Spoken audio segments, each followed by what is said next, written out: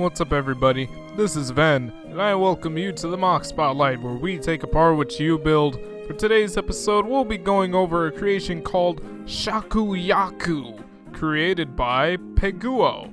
This creation was found on Brickshelf by M.O.C. Now before we really take a look at this interesting creation, we're going to talk about my method of reviewing, which involves a point system that is based on 3 fundamental attributes: the overall appearance of the M.O.C, the build of the M.O.C itself, and the concept and ideas behind the M.O.C's creation. Each quality amounts up to 5 points, leading up to a final score that will be determined at the end of the episode. And please remember that this is all my opinion, so don't get butthurt if I say something that you don't agree with. No, you're gonna get butthurt anyway, but whatever.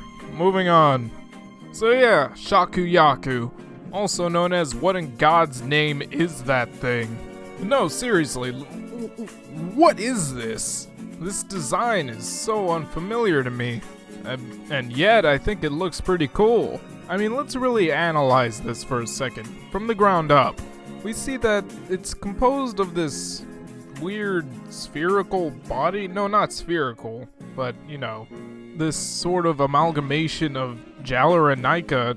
No, it seriously looks like this portion of the M.O.C is completely made up of parts from several Jaller and Nika sets. We have a bit of a pattern here that consists of practically nothing but parts that are featured in that set, such as the chest plates and 4 of Jaller and Nika's masks.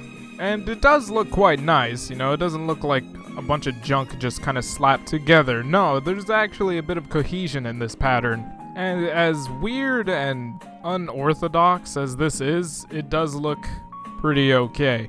This portion actually kind of reminds me of like a dress or something, especially since the top portion of this M.O.C is kind of a humanoid figure.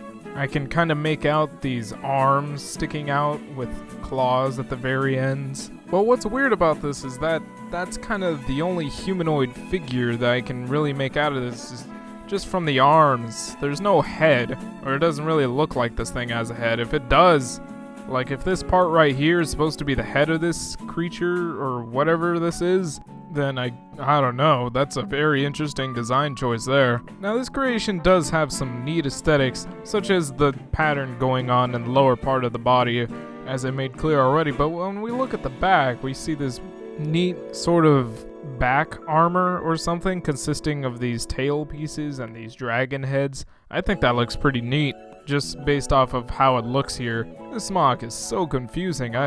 It's like I like some parts about it, but I don't know how to feel exactly because I don't know what it is. And I'll go more into that when I get to the concepts, but as far as looks go, again, some of the aesthetics look really nice. It's got quite an interesting color scheme consisting of nothing but red, or I mean dark red, gold, and a little bit of black, all distributed fairly evenly, but maybe a bit more gold on the upper portion of this M.O.C would have been a bit more cohesive. Now as far as the build of this monstrosity goes, I don't know what to make of it. I guess the easiest part to look at would be the arms, because I can recognize those as arms. And these look really well built. They follow this sort of motif with the rest of the M.O.C, finding some sort of way to combine different parts and integrate into a nice solidified design. And that's, I guess, the best part about this M.O.C's build, is that even though I can't exactly make out what this is supposed to be, it looks really well put together. If it wasn't for those articulated arms or anything, this would make for a pretty good looking statue. What's really driving my curiosity though is this portion with all the Jaller parts in it. I'd really like to know how this was put together and if there are any problems with it, because as far as I can tell, everything's pretty well covered up and I can't really see any sort of loose ends aside from these gray tube pieces just kind of sticking out. It doesn't really look like these pieces are connected securely, and since there are so many parts just kind of being stuck together in this pattern thing, it kind of does drive my concern, but I'm going to trust that based off of the build of the upper torso and whatnot appearing so solidified, because it really does. I'm going to trust that the rest of this M.O.C is okay structurally as well. Though I'm not gonna lie, these Jaller feet here are a little highly suspect. But anywho, other features of this M.O.C build are a bit sparse. We do have articulated arms And it also looks like we have a bit of waist articulation, which is really nice, because what's better than a statue? A posable one, with posable fingers, or claws. Now, as far as the concept goes, again, I have no clue what this thing is supposed to be. I can't stress that enough. I mean, I already have throughout this entire episode. All I can go off of is its name, Shaku-Yaku. And after a very brief Google search, I couldn't find anything that looked like this, except for some anime character.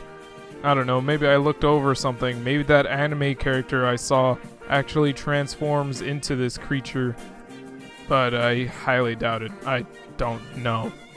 But with that said, you gotta praise how unique this M.O.C is. It's definitely got some really neat ideas thrown in there, such as this whole patterned aesthetic with all the jowler parts. I haven't seen that before. I definitely haven't seen that before. It's actually kind of freaky. Whatever this thing is, it just kind of reminds me of some custom-made monster. Like something your brain would just spawn in the middle of your nightmares or something. I mean, this thing is just terrifying to look at. I mean, what's terrifying to me is that I can't identify it with anything that I've ever seen before, except for maybe a dress, and even then, that's kind of stretching it. It sucks that the creator didn't leave any sort of description under the Brickshelf page, because I'm really curious as to what he had in mind, or he or she had in mind. Like, what was the thought process of building this? How much did it cost to buy that many jowlers? And does this thing have a head? Or what? I'm really curious to hear what you guys have to say about this in the comments below. Share your ideas and your thoughts on what this thing is. Or maybe create your own backstory for it. Or maybe you can help me interpret what it is, or what it's supposed to be. So that's about all I have to say in that regard. Let's move on to the final scores now, shall we? So, in terms of appearance, this M.O.C receives a 4 out of 5. It's a very unfamiliar appearance, but it's also quite unique, and it looks really well done. I really do like this amalgamation of Jowler and Nika parts just thrown into this weird pattern thing. And I gotta say, that's what I like the most about this M.O.C. It just looks so weird, but it doesn't look like a piece of garbage either. It actually has a bit of cohesion. And as far as the build goes, I feel that it deserves a 4 out of 5 as well. It looks to be a really well solidified build, complemented by a little bit of articulation here in the arms and possibly the waist as well. I might also say that this is quite the unique usage of parts. I mean, just all these Jowler and Nika parts just kind of thrown into this weird looking pattern again. That's really interesting. But some portions of this look a bit tacked on and not all too tightly secured. And so aside from all that, it's kind of an okay build in the end. I think it would have been nice if the builder included a few more features or maybe even a function to this big red hunk of parts. And then as far as the concept goes, I am really unsure as to what to put here because I don't know what the big idea behind this was. I do see a few creative ideas that were thrown into the creation of the M.O.C. When it comes to its design, it's definitely a very unique M.O.C. It's hard to judge this because I'm not sure what the creator's intentions were or goals or anything. I guess regardless, in the end it came out a pretty interesting and unique M.O.C. And I think it would only be fair to give this a 3 out of 5, an okay score. And this leaves us with our final score, which then comes up to 11 out of 15.